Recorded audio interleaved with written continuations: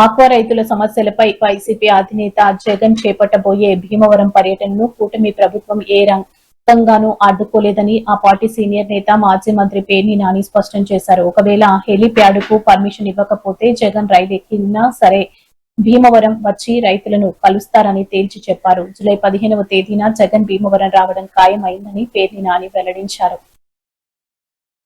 ఎదురుమండి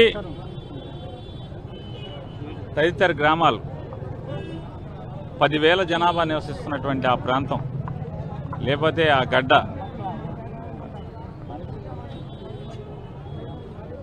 ఎన్నో వందల సంవత్సరాల నుంచి ఆ భూమి పుట్టి, అంటే మనుషులు నివాసం ఏర్పాటు చేసుకుని ఎన్నో కష్టాలు అనుభవిస్తూ ఆ భూమిని నమ్ముకుని ఆ భూమి వదలకుండా బతుకుతున్నారు. భూమిని ఎంత నమ్ముకున్నారో భూమిని నమ్ముకున్నట్టుగానే అధికారంలో ఉన్నటువంటి ప్రతి ఒక్కరిని కూడా వాళ్ళు నమ్ముకుంటున్నారు.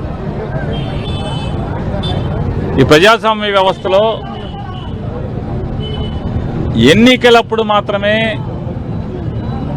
రాజకీయ నాయకులకి దశాబ్దాలుగా అక్కడ మనుషులు కనపడుతున్నారు తప్పితే ఎన్నికల అనంతరం మళ్ళీ 5 ఏళ్ల ఎన్నికలు వచ్చే వరకు కూడా ఆ గ్రామంలో ఉన్నటువంటి మనుషుల యొక్క కష్టాలు, వాళ్ళ ఈతి బాధలు ఎవరికి పట్టని పరిస్థితుల్లో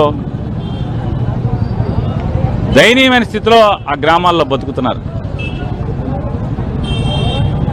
దేవుడి దయ లేదా జగన్మోహన్ రెడ్డి గారికి వచ్చినటువంటి మంచి ఆలోచన లేదా రమేష్ గారి యొక్క కృషి ఫలితం సింహాద్రి రమేష్ గారిని ఎప్పటికీ నిరంతరం పచ్చగా ఉండే